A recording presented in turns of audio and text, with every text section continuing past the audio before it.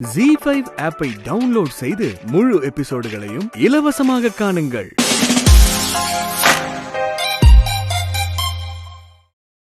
திரும்பவும் உன்னை இந்த வீட்ல எந்த வேலையும் செய்ய வைக்க கூடாதுன்னு தான் நான் நினைச்சேன். ஆனா இப்ப மறுபடியும் நீயே இங்க சமைக்கிற மாதிரி ஒரு சிச்சுவேஷன் அமைஞ்சிருச்சு. கார்த்திக்கும் ரொம்ப ரெக்வெஸ்ட் பண்ணி கேட்டுக்கிட்டதால என்னால எதுவும் சொல்ல முடியல. பழைய மாதிரி நீ இப்படி வேலை செய்ய வேண்டியதாயிடுச்சேன்னு நீ எதுவும் தப்பா நினைச்சுக்காத வானதி. அம்மா இருக்கட்டும்மா, அதெல்லாம் பரவாயில்ல. இவ்ளோ உரிமையா ஒருத்தர் நம்ம வீட்டுக்கு சாப்பிட வரேன்னு சொல்றாருன்னா அவருக்கு திருப்தியா நம்ம செஞ்சு கொடுக்கறது தானே நம்மளோட முறை. அம்மா நீங்க ஒன்னும் கவலைப்படாதீங்க, நான் பாத்துக்கிறேன். சந்தோஷம் வானதி, பாத்துக்கோ.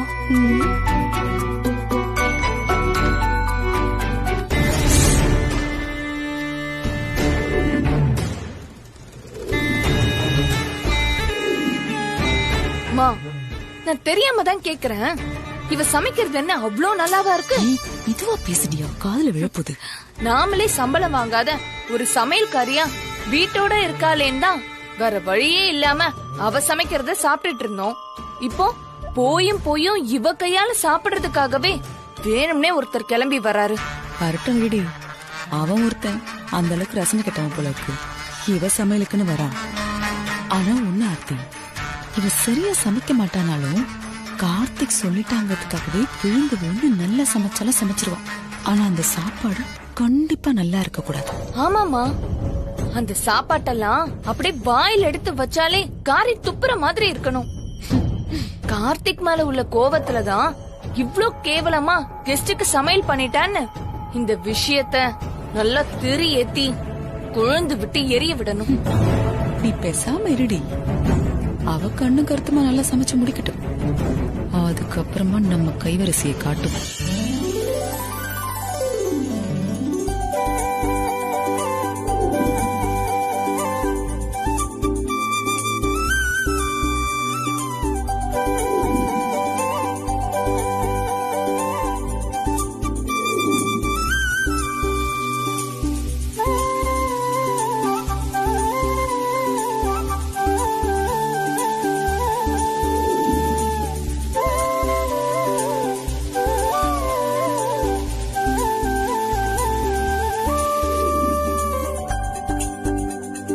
வானதி, அம்மா சமையல்லாம் ரெடியா இல்ல என்ன டைம் ஆகுமா? எல்லாமே முடிஞ்சது.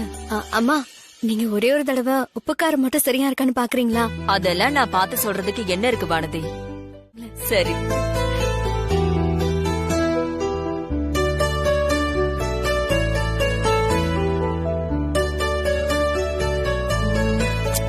எப்படி இருக்குமா?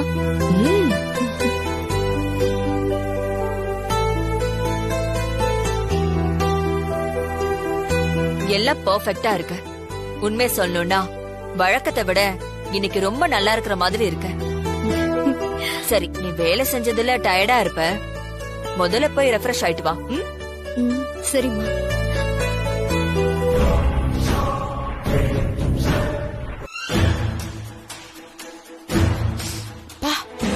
என்னடி மூடி வச்ச பாத்திரத்துல இருந்து இப்படி வாசனை வருது? அப்பாடி, என்ன வாசனை? நான் தான் சொன்னேன்ல, இந்த கார்த்திக் சொல்லிட்டான்னு விழுந்து விழுந்து சமைச்சு வச்சிருக்காடி. இவ்வளவு பிரமாதமா இருக்கு. டேஸ்ட் ரொம்ப நல்லா இருக்குமோ? விட்ட சமையல் செஞ்ச கைக்கு அப்படியே தங்கத்துல காப்பு மாட்டி விட்டுருவ போல. நீ கடுப்பேத்தாம வந்த வேலைய பாரு கொஞ்சம். அட ஏண்டி நீ வேற குய் குயின்னு கத்திக்கிட்டு, நம்ம வேலையை நம்ம செய்யதானே போறோம். இங்க பாரு, உன் ஆசை தீர நீ உப்பள்ளி போடு, ஏன் ஆசை தீர நான் மிளகாப்பொடி அள்ளி போடுறேன். முக்கியமா உப்பிட்டவரை உள்ளளவும் நிறைன்னு பெரியவங்க சொல்லிருக்காங்க. அதனால நம்ம போடுற இந்த உப்பு காரத்தை சாப்பிட்டுட்டு வர்ற மனுஷன் வாழ்க்கை பூரா நம்ம வீட்டு சாப்பாட்டை மறக்கவே கூடாது. கிளம்பு கிளம்பு, இந்த உப்பு.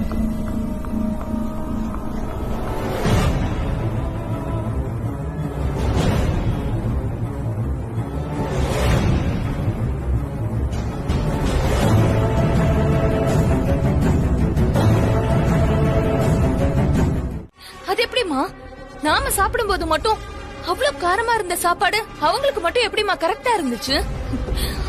இதுல ஏதோ ஒரு திருட்டு வேலை நடந்திருக்குமா? கரெக்டா சொன்னடி. அந்த திருட்டு வேலையை செஞ்சது வேற யாரும் இல்ல, உன் அத்தை ராஜேஸ்வரி தான். என்னம்மா சொல்ற? நீ எப்ப அத பார்த்த? நான் பாக்கணுமா? இதெல்லாம் என்ன நடந்திருக்குன்னு யோசிச்சாலே தானாவே புரிஞ்சுக்க முடியும். அந்த அம்மா நம்ம இந்த வீட்டுக்கு வந்து இத்தனை நாளா எத்தனையோ தடவை சாப்பிடுங்கன்னு சொல்லிருக்கு. ஆனா இன்னைக்கு அந்த அம்மா சொல்லிச்சு பாரு, உட்காந்து சாப்பிடுங்கன்னு. அது அக்கறையில் சொன்னது இல்லடி, நம்மள இந்த சாப்பாட சாப்பிட வச்சு இப்படி அழ வைக்கணுங்கிற எண்ணத்துல சொன்னதுதான். அது என்னமோ பொடி வச்சு சொல்லுதுன்னு அப்பவே என் மூளைக்கு தட்டப்பட்டுச்சு. நான் இத யோசிச்சு கூட பாக்கலமா. இப்படிப்பட்ட விஷயத்துல நாம கேடினா எங்க அத்தை நமக்கு மேல ஜில்லா கேடியா இருக்குதே. ஆமா அந்த அம்மா ஜில்லா கேடிதான். அதனாலதான் நல்லா பிளான் பண்ணி அவ சமைச்ச அந்த சாப்பாட்டை வந்தவரை சாப்பிட வச்சு மருமகளுக்கு பாராட்டு வாங்கி கொடுத்துட்டு காரமான சாப்பாட்டை ஒளிச்சு வச்சு நம்மள சாப்பிட வச்சிருக்கு. ஆனா இத்தனையும் செஞ்சுட்டு ஒண்ணுமே நடக்காத மாதிரி நம்ம கிட்ட வந்து ஏன் அழுறீங்கன்னு கேட்டது பாரு, அதை தாண்டி என்னால தாங்கிக்கவே முடியல. அந்த அம்மா செஞ்சதெல்லாம் நம்மளால கண்டுபிடிக்க முடியாதுன்னு நினைச்சிருச்சு. இல்ல, இது இப்படியே சும்மா விட்டுறக்கூடாது. நம்ம இந்த அளவுக்கு சாப்பிட வச்சு அழ வச்ச அந்த ராஜேஸ்வரிய ஏதாவது செஞ்சே ஆகணும்டி. இப்ப என்னமா பண்ணலான்னு இருக்க? சொல்றேன்.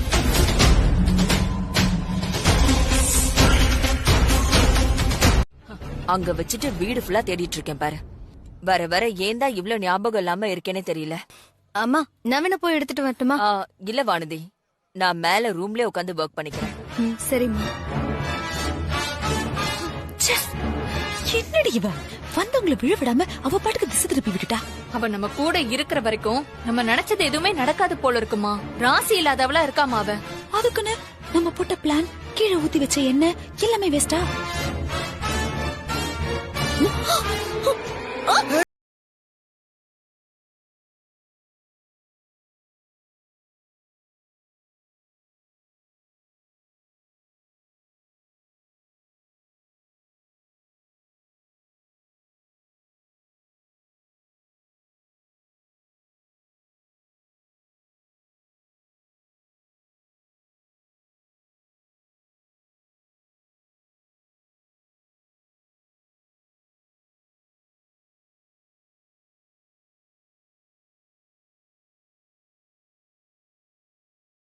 கைய பிடிச்சிட்டு இருக்காங்க. அத வேற ரகசியமா நம்ம ஒளிஞ்சிருந்து பாத்துட்டு இருக்கோம் பாரு. எல்லாம் நம்ம தலை எழுத்து. ஐயோ, பார்த்து வர வேண்டாம். கீழே என்ன கொட்டி இருக்கும்னு நினைக்கிறேன். அதான் கவனிக்காம. உனக்கு ஒன்னும் அடிப்படலையே? அதெல்லாம் ஒண்ணும் இல்ல. கொஞ்சம் விடுங்க, நான் போகணும்.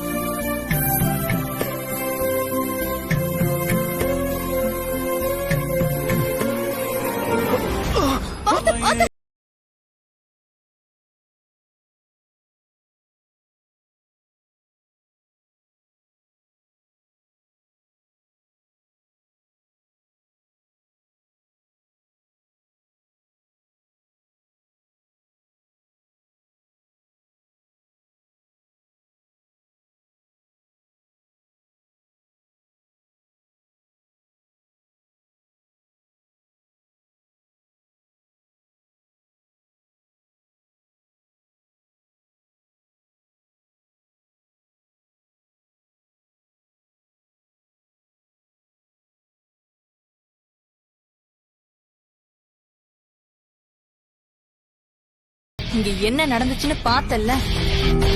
நடக்கட்டும் ஆப்தி. அதுக்காக அப்படி விட்டுட்டு போக முடியாது. கூடிய சீக்கிரமே இவங்களை எப்படி அடிக்கணும் அப்படி அடிக்கிறேன். பாத்து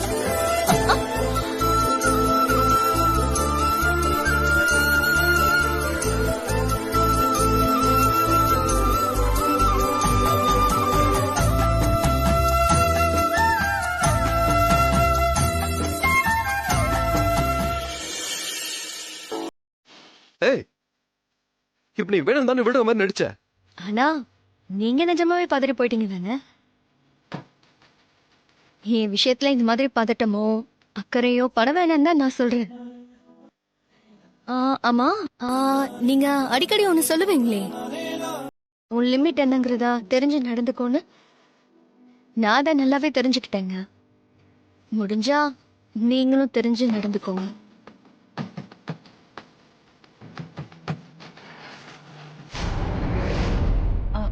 மாப்பிள ஒரு நிமிஷங்க. உங்ககிட்ட ஒரு முக்கியமான விஷயம் பேசணும். இப்ப பேசலாங்களா? இல்ல நீங்க ஏதாவது சோர்வா இருந்தீங்கன்னா நான் அப்புறமா வந்து பேசட்டுங்களா? என்ன பேசணும்னு சொல்லுங்க. ஆனா மாப்பிள, நான் பேசுறத கேட்டு நீங்க கோவப்படக்கூடாதுங்க. அப்படின்னா மட்டும் நான் சொல்றேங்க. நான் கோவப்படுற அளவுக்கு அப்படி என்ன விஷயம்? எல்லாம் வானத்துக்கு கல்யாண விஷயமா தான் மாப்பிள. 2 நாள் முன்னாடி உங்க ஃப்ரெண்டு வந்து வானத்தைய பொண்ணு கேட்டப்ப கூட நீங்க கோச்சுக்கிட்டீங்க. நான் கூட உங்ககிட்ட சொன்னேன், நீங்க எப்படியாவது போய் அவர்கிட்ட பேசி மறுபடியும் கல்யாணத்தை முடிச்சு வைங்கன்னு. அதுக்கும் நீங்க கோச்சுக்கிட்டீங்க. இப்படி யார் சொல்ற வார்த்தையும் நீங்க கேட்காம இருந்தீங்கன்னா வீணா போக போறது ஏன் புள்ள வாழ்க்கை தானே. இப்ப கூட நீங்க வானத்தைய கூப்பிட்டு பேசுனீங்களாமே. இனிமே நம்ம 2 பேரும் எப்பவுமே சேர்ந்து வாழ முடியாது, அந்த மாதிரி நினைப்பெல்லாம் உன் மனசுல வச்சுக்காத, அப்படி எப்படின்னு நீங்க சொன்னதா வந்து என்கிட்ட சொன்னா. அத கேக்கும்போது மனசுக்கு ரொம்ப கஷ்டமா இருந்தது மாப்பிள்ள. உண்மைய சொல்லணும்னா, என்னதான் நீங்க 2 பேரும் விவாகரத்து பத்திரத்துல கையெழுத்து போட்டிருந்தா கூட ஏதாவது ஒரு அதிசயம் நடந்து நீங்க 2 பேரும் ஒன்னா சேர்ந்து வாழ்ந்துட மாட்டீங்களா, அப்படி ஒரு நல்ல நாள் வந்துடாதான் தான் நான் கடவுள் எல்லாம் வேண்டிட்டு இருந்தேன். ஆனா நீங்க அவகிட்ட சொன்னதையும் வானதி என்கிட்ட வந்து பேசினதையும் வச்சு பாக்கும்போது அவளுக்கே கூட இனிமே இந்த வீட்டுல மருமகளா வாழறதுக்கு விருப்பம் இல்லைன்னு தான் எனக்கு தோணுது.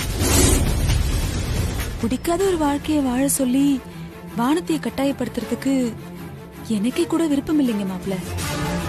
அதனால அவ மனசுக்கு பிடிச்ச மாதிரி அவளை கண் கலங்காம வச்சு பாத்துக்கிற ஒரு மாப்பிள்ளையா பார்த்து கல்யாணம் பண்ணி வச்சிடலாம்னு நினைக்கிறேன். நீங்க என்ன நினைக்கிறீங்க? என்ன நினைக்கிறீங்கன்னு என்கிட்ட கேக்குறீங்க? உங்ககிட்ட தானே மாப்பிள்ளை கேக்கு. சம்பந்தியம்மா, திருச்சியில எங்களுக்கு ரொம்ப வேண்டப்பட்ட குடும்பம் இவங்க. இவங்க பையனை எல்லாரையும் வானத்துக்கு ரொம்ப நல்லா தெரியும். வானத்துக்கு முதல்ல அமைஞ்ச கல்யாணம் தான் நம்ம ஆசைப்பட்ட மாதிரி சந்தோஷத்தை கொடுக்கல. 2வதா அமைய போற வாழ்க்கையாவது அவளுக்கு நிம்மதியும் சந்தோஷமும் கொடுக்கணுங்கிறதுக்காக தான் எங்களுக்கு தெரிஞ்ச குடும்பமா இருக்கணுமேனு உங்களுக்கு போன் பண்ணி வர சொன்னீங்க. ஏன் இத பத்தி என்கிட்ட எதுவுமே சொல்லல? அது நீங்க இத புரிஞ்சுப்பீங்கிற நம்பிக்கையில தாங்க சம்பந்தியமா நான் இவங்கள வர சொன்னேன். நான் நேத்து நைட்டு தாங்க உங்களுக்கு போன் பண்ணேன். இன்னைக்கு என்னமோ நாள் நல்லா இருக்குதுங்களாமே, அதாங்க காலையில கிளம்பி வந்துட்டாங்க. இவங்க வந்த விஷயம் வானதிக்கு தெரியுமா? இல்லீங்க. இதோ இப்ப கூப்பிட்டு சொல்லிடுறேன். வானதி, அம்மா வானதி. வரேம்மா. இங்க வாடா சீக்கிரம் வா. இங்க பாரு யார் வந்திருக்காங்கன்னு பாரு.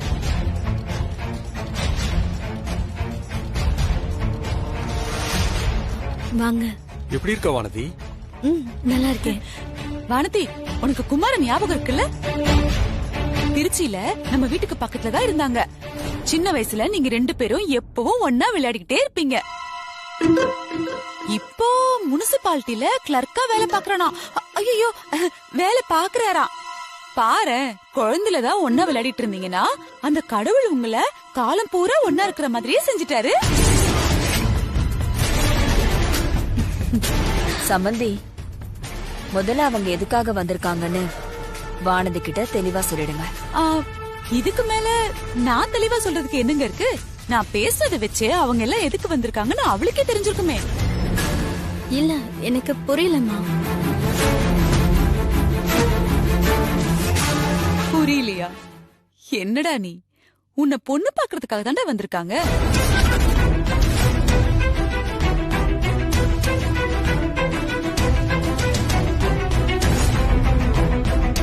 பொண்ணு பாக்குறதுக்கா? ஆமாடா. இன்னும் எத்தனை நாள் தான் நீ இந்த வீட்டுல இப்படியே இருக்க போற? இவ்ளோ நடந்ததுக்கு அப்புறம் உனக்கு ஒரு நல்ல வாழ்க்கையா அமைச்சு கொடுக்கணுங்கிற யோசனை எங்களுக்கு இருக்காதா?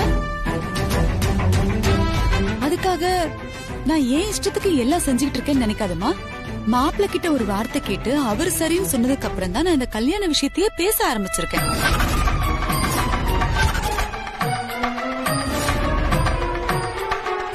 இது உங்க பொண்ணோட வாழ்க்கை. உங்களுக்கு என்ன செய்யணும்னு தோணுதோ அதை செய்யுங்க. ஆனா இப்போ கரியர் உங்களுக்கு எந்த அளவுக்கு முக்கியமோ அதே அளவுக்கு ஃபேமிலியும் முக்கியம் தானங்க. கண்டிப்பா ஆர்த்தி, அதுல டவுட்டே வேணாம். அதனாலதான் உன்னையும் என் கூட கூட்டிட்டு போக சொல்லி அம்மா சொல்லியிருக்காங்க. அதுக்குன்னு உடனே எல்லாரையும் விட்டுட்டு எப்படிங்க கிளம்பி போறது? என்னதான் தனியா இருக்கும்போது நமக்கு அங்க ஒரு ஃப்ரீடம் இருந்தாலும் அதுல ஒரு முழு சந்தோஷம் இருக்காதுங்க. அதுவும் இல்லாம வீட்ல இப்ப என்ன பிரச்சனை போயிட்டு இருக்குன்னு உங்களுக்கே நல்லாவே தெரியும்.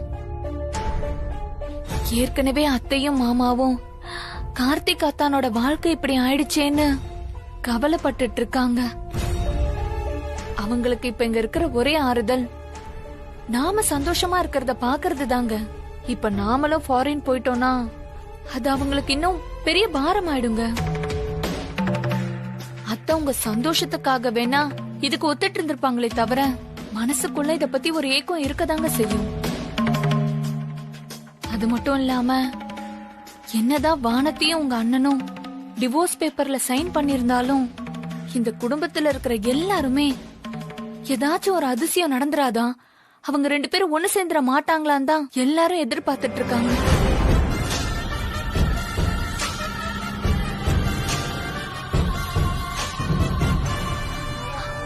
அப்படி இருக்கிறப்போ நாம இங்க இருந்தா தானங்க அவங்க 2 பேரையுமே சேர்த்து வைக்கிறதுக்கு ஏதாச்சும் ஒரு முயற்சி எடுக்க முடியும். அவங்கள பத்தி எல்லாம் கவலைப்படாம நமக்கு என்னன்னு ஃபாரின் போயிட்டோன்னு வைங்க, டிவோர்ஸ் வாங்கிட்டு வானத்தி திருச்சிக்கு போயிடுவான். இந்த வீட்ல நானும் இல்ல அவங்களும் இல்லன்னா எப்படிங்க? அதுக்கப்புறம் எங்க அப்பா அம்மாவும் அவ கூடயே ஊருக்கு போயிடுவாங்க.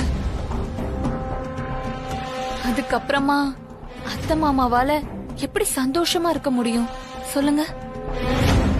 இத்தனை நாள் இப்படி கூட்டு குடும்பமா சேர்ந்து இருந்துட்டு இப்படி எல்லாருமே ஒவ்வொரு காரணத்துக்காக இங்க இருந்து போயிட்டா அவங்களுக்கு அது எவ்வளவு கஷ்டமா இருக்குங்க.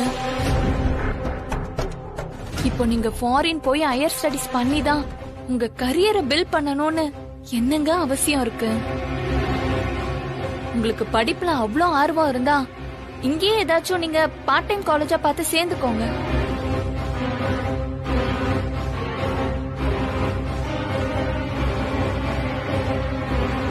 இங்க இருந்தா நீங்க ஸ்டடீஸையும் கவனிச்சுக்கிட்ட மாதிரி இருக்கும், குடும்பத்தையும் பாத்துக்கிட்ட மாதிரி ஆச்சுல்ல.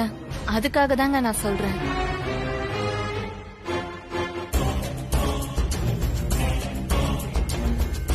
நீங்க என்ன நினைச்சாலும் சரி, இங்க எல்லாரையுமே விட்டுட்டு நாம ஃபாரின் போறதுக்கு எனக்கு விருப்பம் இல்லைங்க.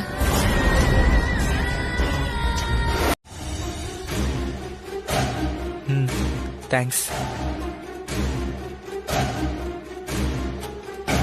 ஜீவா, உனக்கு நெக்ஸ்ட் மந்த் காலேஜ் ஓபன் பண்றதா சொல்லிருக்காங்க.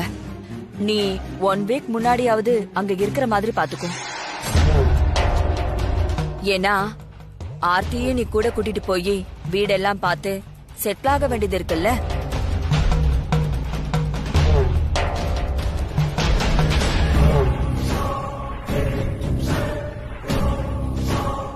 ஆமா, உன் கூட நியூசிலாந்து வர்றதுக்கு ஆர்த்திக்கு ஓகே தானே? இல்லம்மா.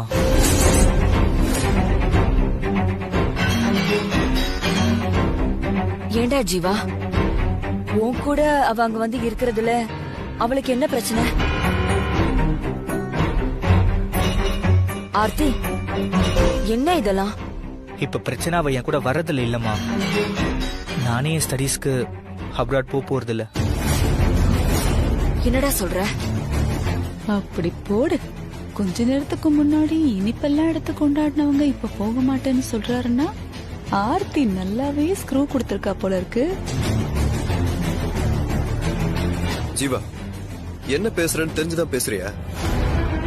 இப்படி ஒரு ஆப்பர்ச்சுனிட்டிக்காக எத்தனை வருஷமா வெயிட் பண்ணிட்டு இருந்த? நாம நினைச்சதை விட ஒரு நல்ல யூனிவர்சிட்டில சீட்டு கிடைச்சும் போக மாட்டேன்னு சொன்ன என்னடா அர்த்தம்? எனக்கு போக விருப்பம் இல்லைங்க.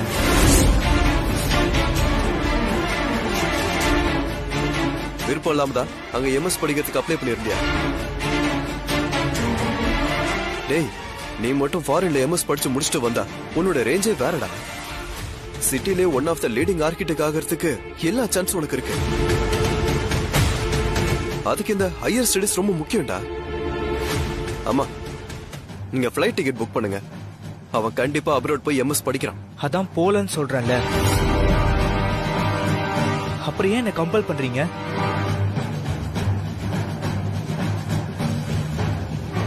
வேணும்னா இங்கேயே நான் ஏதாவது யூனிவர்சிட்டியில ஹையர் ஸ்டடிஸ் முடிக்கிறேன். ஃபாரின்லாம் நான் போல. நான் உன் நல்லதுக்கு தான்டா சொல்லிட்டு இருக்கேன். ஃபாரினுக்கு போய் படிக்கிறது உன் ஃபியூச்சருக்கு மட்டும் இல்லாம நம்ம கம்பெனியை லீட் பண்றதுக்கு எவ்வளவு ஹெல்ப்ஃபுல்லா இருக்கும் தெரியுமா? நீ வேணா கம்பெனிக்கு ஹெல்ப்ஃபுல்லா இருக்கும்னு ரொம்ப சுயநலமா யோசிக்கலாம். ஆனா என்னால அப்படி யோசிக்க முடியாது.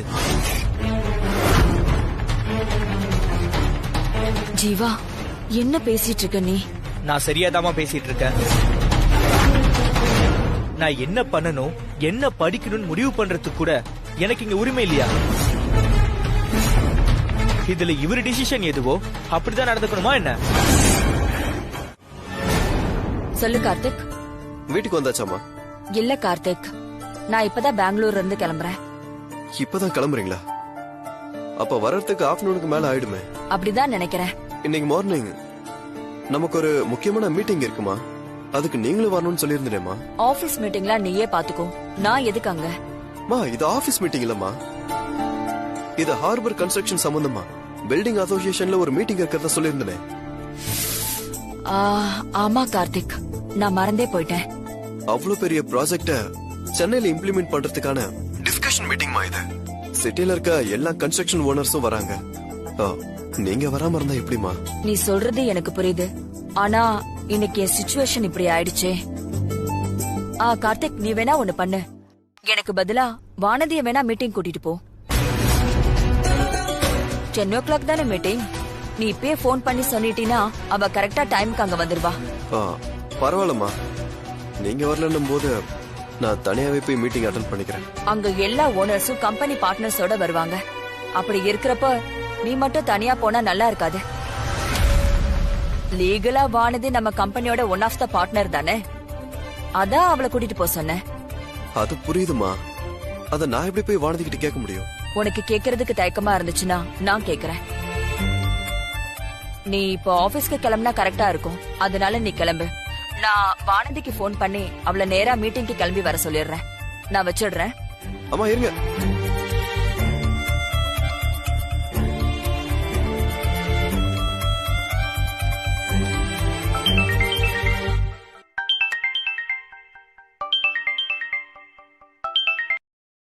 அம்மா, வீட்ல தானே இருக்க வானதி? ஆமாமா. ஒண்ணு இல்ல, நீ இன்னைக்கு ஒரு முக்கியமான இடத்துக்கு போக வேண்டியது இருக்கு. எங்கம்மா? சென்னையில தான்.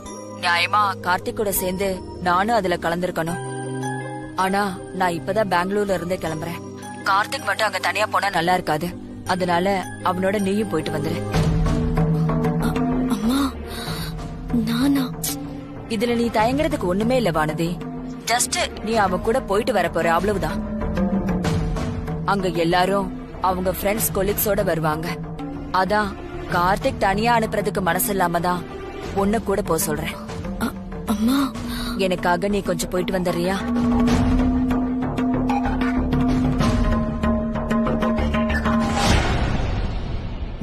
சரிம்மா, நான் போறேன்.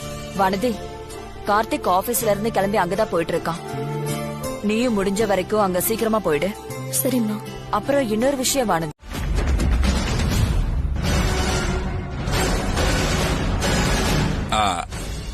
Hello mister Karthik. ஓகே, பிடிக்கல என்ன உங்களுக்கு ஞாபகம் இருக்கா? ஆமா, என்ன தனியா வந்திருக்கீங்க? Proprietor of RR constructions Mrs Rajarajeshwari madam வரலையா? சார், அவங்க எவ்வளவு பெரிய விஐபி. இந்த மாதிரி கான்ஃபரன்ஸ் மீட்டிங்க்குலாம் சீக்கிரம் வந்துட்டா அவ்வளவு மரியாதை இருக்காது இல்லையா? அதனால வேணும்னே கொஞ்சம் லேட்டா தான் வருவாங்க. ஆமால, அதுவும் சரிதான். சரி, நாம உள்ள போலாம். மிஸ்டர் கார்த்திக், மீட்டிங் முடியறதுக்குள்ளயாவது கொஞ்சம் உள்ள வாங்க. உள்ள இன்னும் நிறைய பேசுவோம்.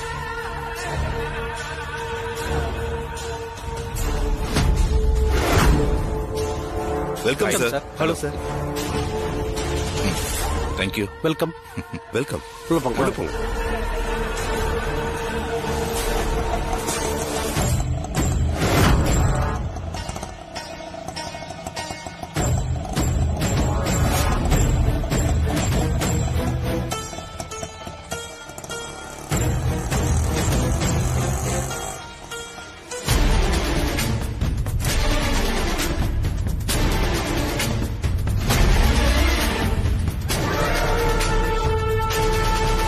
என்ன இது?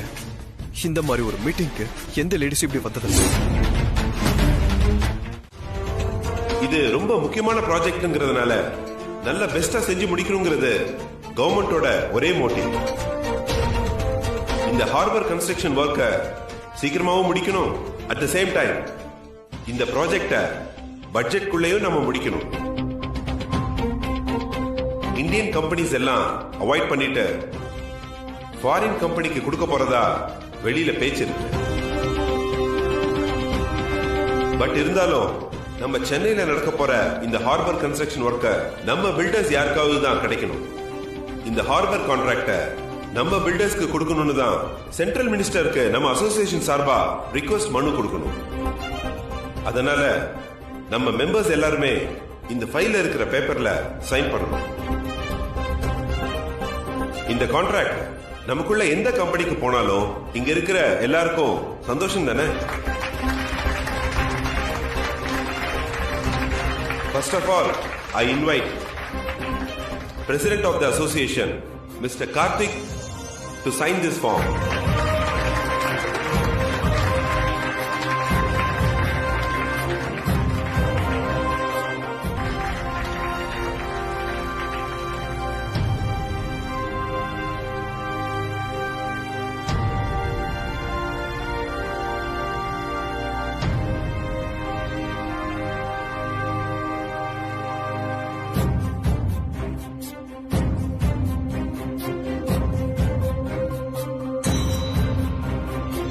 மிஸ்ஸஸ் பிருத்திவிராஜ், நீங்க வாங்க.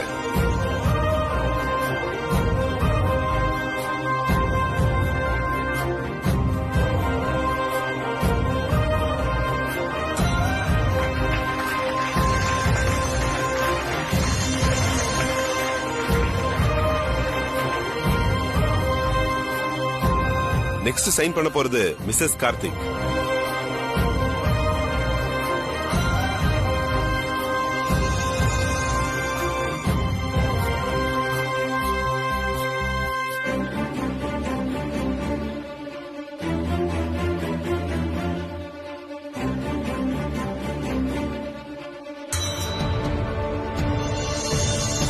அடுத்ததா ஜே.கே. அவர்கள்.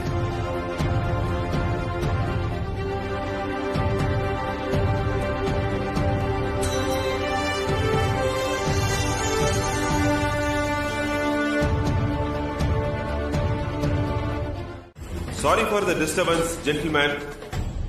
I hope everyone is enjoying your brunch today. நம்ம எல்லாரும் எக்ஸ்பெக்ட் பண்ண மாதிரியே இந்த மீட்டிங் ரொம்ப நல்லா முடிஞ்சது. இதுக்காக வந்த எல்லா கம்பெனிஸையும் நான் தேங்க் பண்றேன். நம்ம அசோசியேஷனோட ஒன் ஆஃப் த மெம்பர், நம்ம அசோசியேஷன் பிரசிடென்டோடைய வைஃப் மிஸ்ஸஸ் வானதி கார்த்திக் அவர்களை ஓட் ஆஃப் தேங்க்ஸ் சொல்றதுக்காக நான் ஸ்டேஜுக்கு கூப்பிடுறேன். Please ma'am, come on stage. Mrs Karthik உங்களை தான் கூப்பிடுறாரு. போங்க.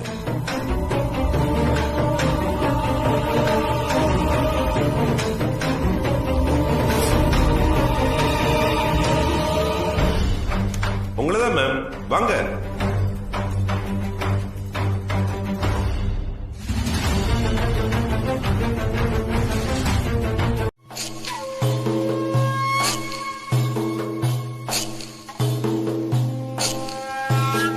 பிரயாணம் எல்லாம் சௌகரியமா இருந்துச்சுங்களா? நல்லா இருந்துச்சு.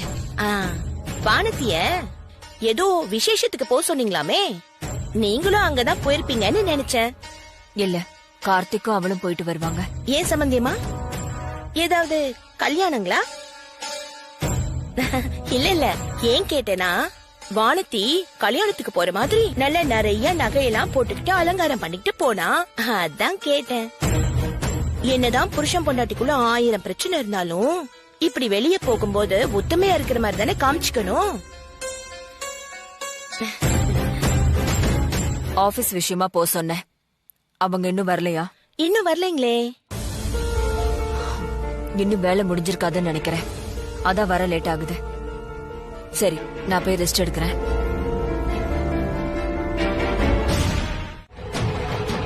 இன்னைக்கு ஒரு நாளைக்கே இவளை என் கூட வச்சுக்கிட்டு என்னால சமாளிக்க முடியல. இதுல லைஃப் லாங் என் கூடவே வச்சுக்கிட்டா என் வாழ்க்கையே நாசமாயிடும். இதைத்தான் என்னால சொல்ல முடியும்.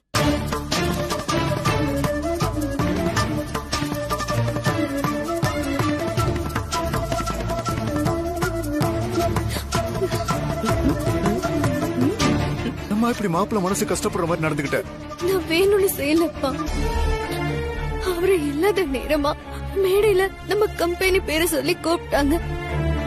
நான் அங்க இருந்தும் போகாம இருந்தா தப்பா இருக்குமேனுதான் ஏதாச்சும் பேசலான்னு மேடைக்கு போனேன். முன்ன பின்ன இந்த மாதிரி மேடையில ஏறி பழக்கம் இல்லல்லப்பா. அதான் நான் நினைச்சது கூட என்னால பேச முடியாம போயிடுச்சு. அப்படியே கை கால்லாம் நடுங்கி வாயெல்லாம் ஒளர ஆரம்பிச்சிருச்சுப்பா. நான் நல்லா பேசிருவேன்னு நம்பிக்கையோட அம்மா மாதிரி அந்த இடத்துல யாராவது இருந்திருந்தா நான் இன்னைக்கு நிச்சயமா நல்லா பேசிருப்பேனோ என்னமோ. என்னால நம்ம கம்பெனிக்கு இப்படி அசிங்கம் நடந்ததுக்கு என்ன மன்னிச்சுக்கங்கம்மா.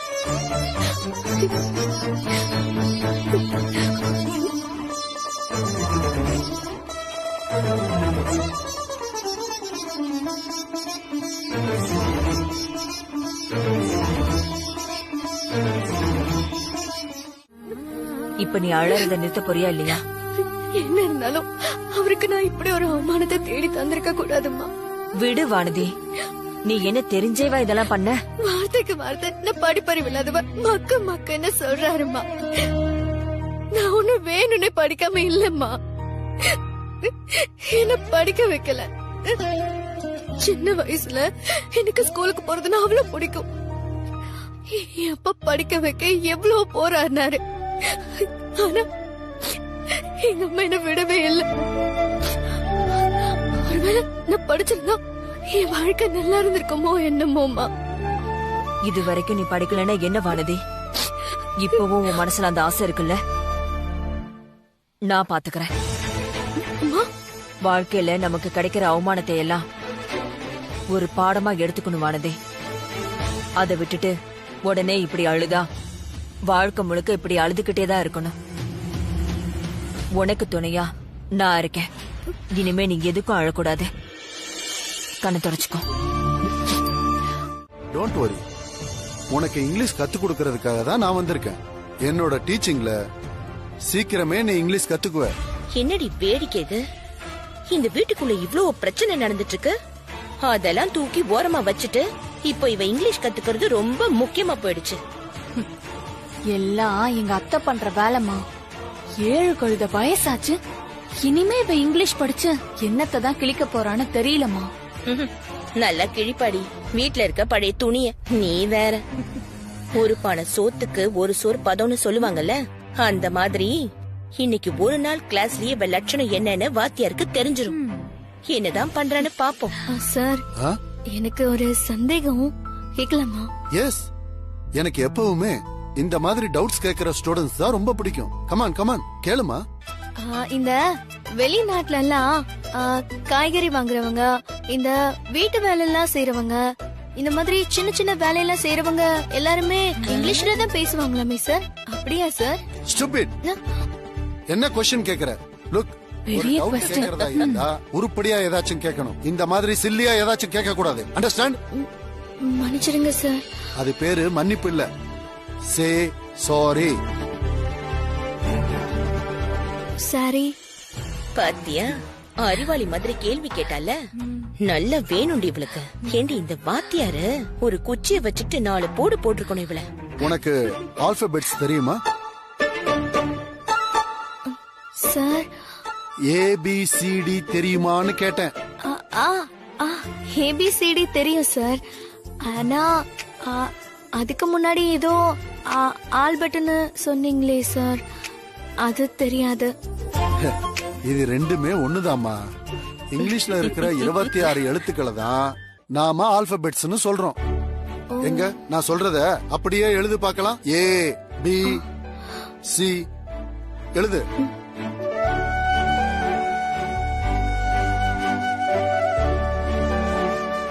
B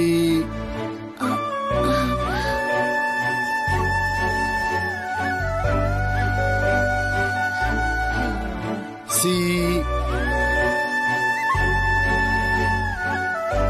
D